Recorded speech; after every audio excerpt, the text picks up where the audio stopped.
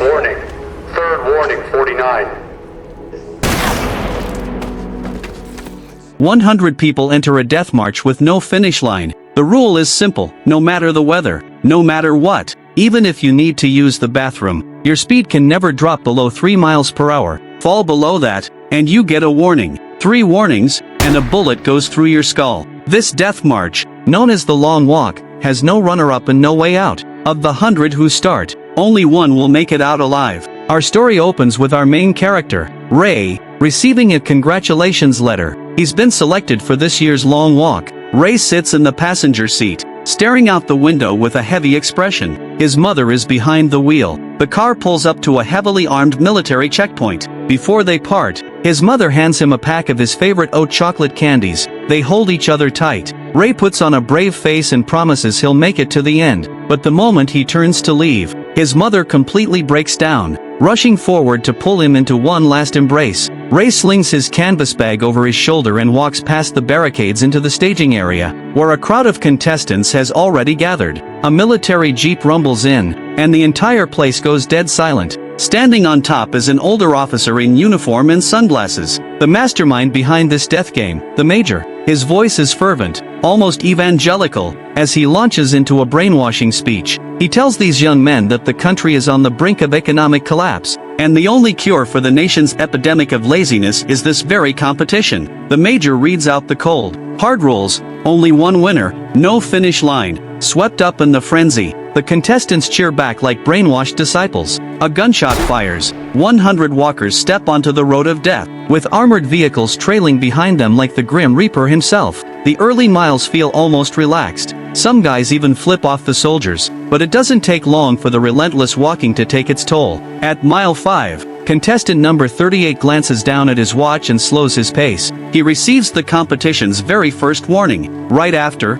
number 5 feels a stone in his shoe and bends down to untie his laces.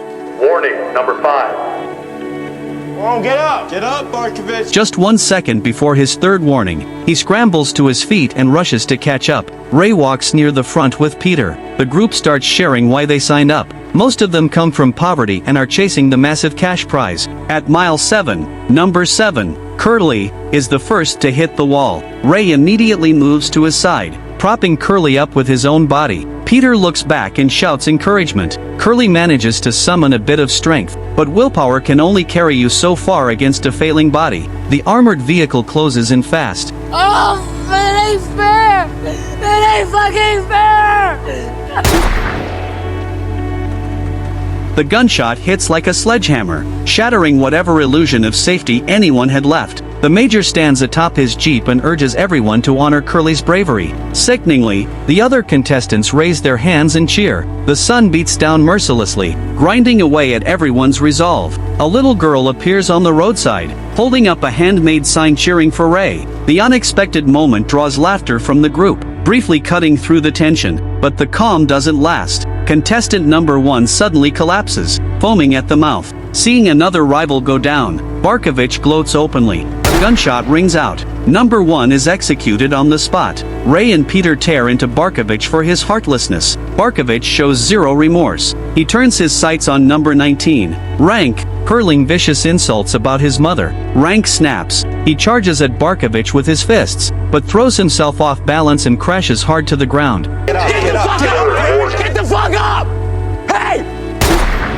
Everyone screams at Barkovich, calling him a murderer. He stammers that it was just a joke, but some jokes can never be forgiven. At mile 35, night begins to fall. The first night is always the hardest. The Major rallies the walkers again, preaching that as long as they carry a light within, they can survive the darkness and reach the dawn of victory. Ray and Peter exchange a look. They both know the truth. Only one of them can make it. As the night deepens, things spiral fast. Sheer exhaustion devours everyone's will. Some collapse from dehydration. Others walk on feet covered in bloody blisters. Out in the wilderness, screams, warnings, and gunshots weave together into a symphony of despair. Ray's condition deteriorates rapidly. His consciousness starts to fade. Peter reaches out and steadies him. Ray grabs his canteen and pours cold water over his head, forcing himself awake. Leaning on each other for support, the two barely survive the first night. At mile 67, another harsh warning blares from behind. My ankle! My ankle's all twisted up. Warning. Third warning, 49. I'm gonna go. Another life, gone. Ray completely loses it, cursing this brutal competition at the top of his lungs. As the group passes through a small town, one contestant suddenly bolts off the road. The soldiers make the message crystal clear: on this road, you either move forward and win, or you die. There is no third option. On the second night, a torrential downpour hits. Ray and Peter walk side by side, holding each other up, dragging themselves through mud and darkness for another endless night. By the morning of day 3, the group has covered 144 miles. Days of non-stop walking and relentless psychological torture have pushed everyone to the brink. That's when Ray reveals his secret to Peter. Ray's father was a stubborn, principled man who made young Ray read books that had been banned by the state. One day, soldiers stormed their home. The officer in charge was none other than the major. The major demanded that Ray's father pledge loyalty to the nation. His father refused. He was shot dead. Ray didn't enter this walk for the prize money. He entered it for revenge. He plans to be the last one standing, earn the winner's single wish, and kill the major on live television in front of the entire nation. Peter can't get behind Ray's plan. He argues that killing only breeds more killing. He urges Ray to let go of his obsession. Even if Ray manages to take out the major, he won't survive the aftermath. He should think about his mother. But Ray is consumed by hatred and won't hear a word of it. Just then, one of the walkers is hit with sudden diarrhea. To avoid a warning, he squats down right there on the road, doesn't even bother wiping, and scrambles back up to rejoin the group. On the third night, Hank is completely spent. Ray kindly steps in to support him. Hank knows he doesn't have much time left. He encourages Ray to see it through to the end. The moment the words leave his lips, he stops walking. After another night, only 6 walkers remain. Ray proposes to the others that he doesn't want to watch anyone else get eliminated. He wants them to support each other and finish the walk together. Everyone agrees, except Barkovich, who's been shunned by the group. Barkovich approaches Ray on his own and apologizes for everything he's done. Ray accepts his apology, but the others refuse to forgive him. Barkovich's spirit finally shatters. He walks to the very front of the group, bitter and broken.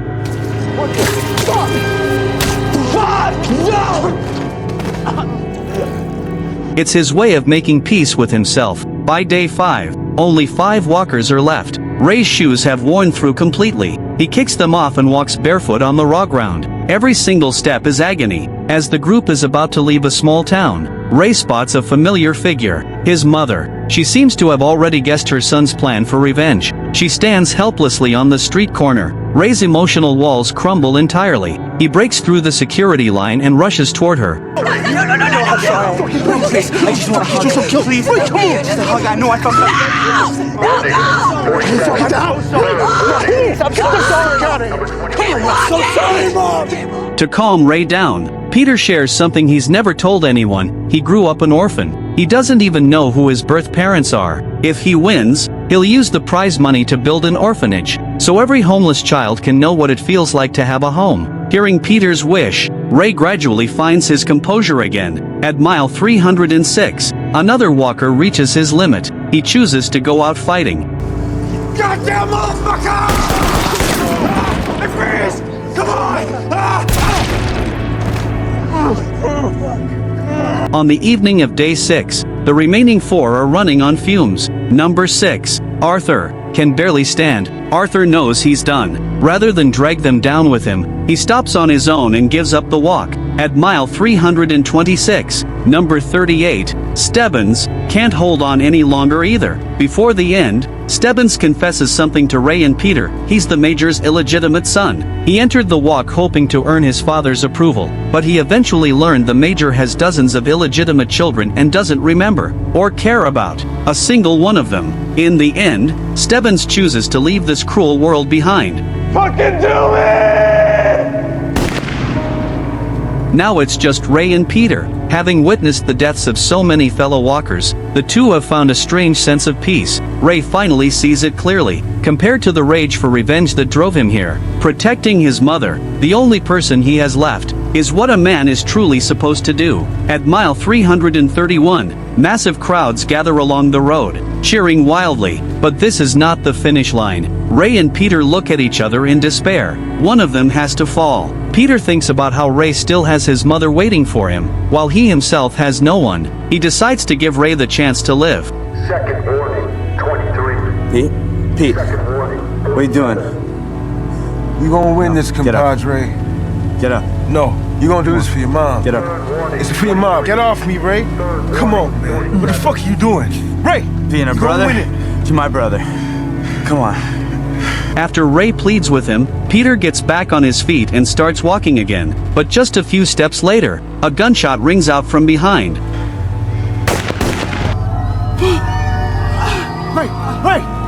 Hey! What'd you do? What'd you do? What'd you do? Hey! I can't see it. But you can. Ray! Ray! Yeah. Get the fuck off! May God reward your bravery. I'm sorry, Mom. Peter is the sole survivor of the long walk. The Major announces Peter as the champion to the roaring crowd, then tells him he's entitled not only to the enormous cash prize, but also to one wish, anything he wants. Peter is silent for a few seconds. Then he speaks his request. He wants a carbine rifle. The Major immediately orders a soldier to hand his weapon to Peter. This is for Ray.